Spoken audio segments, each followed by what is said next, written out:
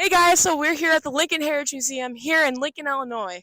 We have the honor to go behind the scenes to look at some of the collections they have here today. Hey guys, so we're here in the vault at the Lincoln Heritage Museum, and I'm here with my friend Ron Keller, and he's going to show us some of the collections they have. So, Anna, thank you for being here, and let me show you one of my favorites. Okay, so this is a poem called Mortality. The official proper name is Oh, Why Should the Spirit of Mortal Be Proud? So this was Abraham Lincoln's favorite poem. He didn't write it. He didn't come up with a poem. But in 1835, after Anne Rutledge died, and we don't know the nature of their relationship, but he was very depressed. A friend came across a poem called Mortality and said to Abraham Lincoln, "You would love this poem." Lincoln read it again and again and again. And so this poem, he decided not only to read it again and again, but write it out. And he memorized this poem. And look how long it is. It starts here and continues all the way to the other side. And when he wrote it out from memory, and we can tell he wrote it out from memory because you can see how he wrote it and then went back and put pencil marks correcting the words that he got wrong. Now, the thing about this poem, not only did he write it out, but Lincoln had depression for much of his life. This was his therapy because he would write it out to help himself deal with depression by writing it out from memory. The thing is, there's only 2 known copies still in existence, and we have one of them here at the Lincoln Heritage Museum. This really truly shows the humanity of Abraham Lincoln right here, Hannah. hey Ron, what else do you have? All right, Anna. So we're in for a treat here. So we turn from Abraham Lincoln to Mary Lincoln. Now, Mary Lincoln had very exquisite taste. She was born in Wealth in Kentucky, and when she became married to Abraham Lincoln, she continued to have that high taste. And then when she was first lady, she continued it. Everything had to be monogrammed, and this has MTL, Mary Todd Lincoln, on it. And there are numerous napkins here, and these things would not be cheap to make, but she had very, very expensive taste and made sure everything was monogrammed. Yeah, she did. Yes, she did. This is a lock of her hair. Oh, her hair? Her hair. We have actually a lock of Abraham Lincoln's hair in our museum as well as Willie's, and this is Mary's. And so these were keepsakes, and so this rather interesting. So very rare as well. Do other museums have this, or do you think, or? Not a lot of them do. Okay. Not a lot of them do. Yes, Okay. It's very rare. And this is again another. This is called Washington Irving sketchbook. It's just a regular book, but has Mary Lincoln's name etched on it. Oh, wow. She had this probably in Springfield, and then eventually it was sold off. But again, she had quite the book collection. People think Abraham Lincoln was a reader. She's actually a very voracious reader as well. So a little bit of a snapshot here of Mary Lincoln. Yeah. Well, and Ron, there's also a collection here that's in the exhibit right now. Yes, yeah, we have an exhibit on Mary Lincoln, and as a woman, as a wife, as a mother, and as a first lady. So come see that exhibit as well while it's here in 2022. Okay, Ron, what else do you have? This is like getting exciting. All right, so Uncle Tom's Cabin. This is the best-selling book of the 1800s, except for the Bible. And not only is it the best-selling book, this is the book that really eventually led to the Civil War. So Southerners, there's slavery in the South, and Northerners supposedly don't like slavery. But the reality is that the beliefs and the sympathies were not that hardened, and people in the North didn't really know much about slavery. Harriet Beecher Stowe was a Northern abolitionist who basically traveled to the South, began to interview ex-slaves, and wrote Uncle Tom's Cabin. And this is an original 1852 publication of Uncle Tom's Cabin. And I'm sorry, let me turn to the publication part here, which you can see the year, 1852. And there it is. Wow.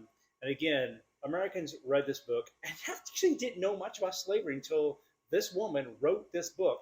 And actually what's interesting about this is it appealed to women because men had their minds made up, but women were becoming more of the interested in politics. They didn't have the right to vote yet, but women were becoming more and more politically knowledgeable. So Harriet Beecher Stowe was talking to them. Not only was this book published around in America, but it also published in foreign languages. This is, I don't know, German perhaps? Oh, wow. Published in 1853. So it became an international sensation and even made it into a play, and a very popular play. Because like today, people watch movies. Back then, they watched plays. So how much credit do we give Uncle Tom's Cabin for starting the Civil War? Abraham Lincoln met Harriet Beecher Stowe in the 1860s when she was in the White House, and he said, "So you're the woman that wrote that little book that started this great war." Wow. I didn't even know that. So Abraham Lincoln's one of the most popular presidents here in the United States. And of course, there's so many different statues of him, even toys. And Ron, you're going to be talking about Quirky Lincoln. Quirky Lincoln, for sure. Now, I love Abraham Lincoln memorabilia, but some of this stuff I'm like, maybe we went a little too far. Abraham Lincoln with lip gloss shouldn't have been done. Actually, Anna, this is actually one of our most precious, value-wise possessions in our collection. This is a Staffordshire. They made these in England. This is actually from the era of Abraham Lincoln. Now, unfortunately, we don't have kings. England does, but they made Lincoln to look like he's on a horse, like a royal figure. I mean, this is hideous, hideous, but it's actually worth a lot. And we know Abraham Lincoln's a superhero because he has a cape. And perhaps the smallest bust known of Abraham Lincoln. I didn't know. Wow. Yeah, check that out. I didn't know you had that. Well, because you never saw it, because it's so small. This is interesting. It's called Mountain Sweets. It's Abraham Lincoln. Apparently, I've never put my tongue on it because I'm afraid to. But they're actually all different sort of things. There's an axe and a chair and all kinds of things that relate to Abraham Lincoln. All kind of things. You just put Lincoln's name on it. I guess it's okay. But my favorite one, Lincoln tea. Like, okay, well, so. But I was looking at this thinking, then I look at under here, it's actually a laxative. So apparently Lincoln does give a shit. So there we have some quirky Lincoln for you. Here at the Lincoln Heritage Museum, right behind me, they have a new exhibit about Mary Todd from the beginnings to when she was in the White House, and then to when Abraham Lincoln died. So Ron, I kind of want to talk about one item in this glass. So there's this Confederate veteran. So can you talk a little about that, maybe? Yeah, so why we have that there is because Mary Lincoln was from Kentucky, as you know. Born in Kentucky, like Lincoln was, and had family roots in Kentucky. She was accused of being a traitor and a spy for the Confederacy when she was the First Lady because solely she's from Kentucky. And for the fact that she had two brothers and a stepbrother who all fought for the Confederacy. In fact, Lincoln actually tried to give a Union officer position to what would be Mary Lincoln's sister's husband, Benjamin Helm, and he refused. And that broke the family apart even farther. In fact, Emily Helm, which was Mary's little sister, which Abraham Lincoln called his little sister because they were so close, basically accused Lincoln of your mini balls are what's killing our men. And that broke even families apart. Even the president's own family was broken apart by the Civil War. It's kind of sad. Yeah, well, you guys definitely need to check out this exhibit. It's one of the newer exhibits here, so definitely check it out. Okay, so Ron's going to show us the exhibit here at the Heritage Museum. And this is probably one of the most popular items that they have here in the exhibit. So Ron, you want to talk about this flag? Yeah, thank you, Ann. And it's actually very popular now because we never even had it up until about 2 years ago.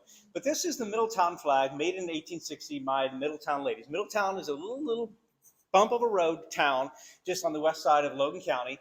But these ladies made this flag, hand-stitched it, hand-sewed it for Abraham Lincoln in 1860 because they wanted to show their grassroots support for Lincoln as a candidate. So it kind of shows how much effort they really put into getting this guy elected. So they made this flag, and it was used in the parade in 1860 in August that went right in front of his home. And then apparently the legend is that they wanted this flag to be so legendary that when he was done with the parade, they took it and they draped it over the wagon seat so that Lincoln when he was going to the fairgrounds, he would be sitting on this flag so they could later say, Lincoln sat on this flag. Well, here it is. So Lincoln sat on this flag. We don't know exactly where on the flag, but we now have it proudly exhibited as an effort to show how Logan County supported Lincoln and supported him strongly. Great. Well, I remember you guys doing tons of funding for this. Like, how many years did it take? It took about 10 years to really get the funding we took just to restore this baby. Yeah. But it's proudly displayed here for everyone to see. That's beautiful. Yep. Yeah, so we're back with Ron Keller. He's going to talk a little bit more about this campaign banner. Yeah, thanks, Anna. So this was, again, another one of those original campaign banners made right here in Logan County. And Abraham Lincoln was known as the rail splitter president. That was kind of his campaign theme, Lincoln the rail splitter. So we have an axe, and we have a maul, and this was the theme that was carried through his presidential campaign. Made actually by a dentist here in this county. This is his running mate, Hannibal Hamlin from Maine, who has a nice spiffy vest, little fancy pants, Hannibal Hamlin. And this, again, was used in what's called the Wide Awakes rallies. They would have torch-lit parades where they would actually have torches lit with fire, and they would march these banners through with torches all through the streets of Atlanta, through Lincoln, and this is the way to rally up the troops to vote for Abraham Lincoln in 1860.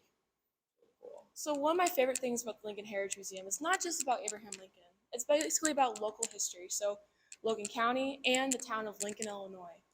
Now, one of the reasons why we're here today is because this museum actually talks a little bit about the Edwards Trace. And not too many people know about the trace except for a very few amount of people like me. So, but Ron, I kind of want to ask, so can you explain what this is? Like, how important was Lincoln in Logan County? Oh, extremely important. So when he first stepped foot in Logan County, he was a deputy surveyor for Sangamon County because Logan County was part of Sangamon County. It became its own separate county in 1839. Postville was the first county seat. Lincoln practiced law in Postville Courthouse. Mount Pulaski, then the county seat was moved to Mount Pulaski. He practiced law in Mount Pulaski. 1853, moved to Lincoln. He practiced law in Lincoln. But he also spent time in Atlanta. He had friends in Atlanta. He had friends in Middletown. The Middletown ladies made the flag. Elkhart, the Edwards Trace. So he went all over this county. In fact, I think it's kind of cool because Abraham Lincoln actually lost the race for president in his own home county for president in 1860 and in 1864. He lost his own home county. Logan County went for Abraham Lincoln every single time. We did. We did. So, yes. So we loved Abraham Lincoln, and Abraham Lincoln loved Logan County. In fact, I'll also say one other thing. We hear about the famous farewell speech that he gave in Springfield before he departed on the train to go to Washington, D.C. He actually gave the same farewell address here in Lincoln coming through because he knew that the citizens of Lincoln felt the same affection for him, and he felt the same affection for them that he did in Springfield. Right? I mean, we named a town after him. Absolutely. I named a town after him. I didn't even say that. 1853, town named for Abraham Lincoln, christened by him. Absolutely. Well, you know, Lincoln, he's been traveling all over Logan County, but how do you think what route did he travel by? He traveled the Edwards Trace, and not too many people know that. And what I've been saying for the longest time, the Edwards Trace was basically the Route 66 of its time. Now, Ron, I kind of want to also talk about Ninian Edwards. So what is that tie with Abraham Lincoln? So Mary Lincoln, actually one of the reasons why Mary Todd becomes Mary Lincoln is because she moves to Springfield. And one of the reasons she moves to Springfield is because she has relatives. And those relatives are the famous Edwards family. Ninian Edwards becomes governor. She's related to them. The problem with this, though, is that they're very highfalutin. Abraham Lincoln is an untested lawyer when they first meet in 1837. In fact, the Edwards family doesn't even approve of the marriage of Abraham Lincoln and Mary Todd. In fact, they have no guests at the wedding because their friends, their family don't even support it, which is kind of sad. No, I don't think I knew that.